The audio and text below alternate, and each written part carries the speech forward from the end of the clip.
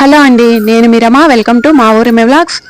ఉదయాన్నే అల్పాహారం తయారు చేయడానికి రాత్రి వేళ అన్ని సిద్ధం చేసి పెట్టేయాలి కదా. అంటే దోశకి కానీ ఇడ్లీకి కానీ. అయితే మనము ఇడ్లీకి దోశకి మనం పిండి పట్టుకునేటప్పుడు ఇప్పుడు మినపప్పు, రాగులు, జొన్నలు వీటితో కూడా అంటే మిలెట్స్ వీటితో కూడా తయారు చేస్తాం కదా. ఇంకా కొర్రలు, అంటుకొర్రలు వీటన్నిటిని కూడా మిక్సీలోనే బాగా మెదిపించుకోవాలి. అంటే ఈ పప్పులన్నీ నానబెట్టుకున్నప్పుడే కూలింగ్ వాటర్ను కూడా మనం రెడీ చేసుకుని ఫ్రిడ్జ్ లో పెట్టుకున్నట్లయితే పిండి పట్టుకునేటప్పుడు ఆ కూలింగ్ వాటర్ కానీ లేకపోతే ఇలా ఐస్ క్యూబ్స్ ని కానీ మనం వేసుకున్నట్లయితే పిండి బరకగా లేకుండా మెత్తగా మెదిగిపోతుంది. ఇంకా మిక్సీలు వేడెక్కకుండా పాడైపోకుండా ఉంటాయి.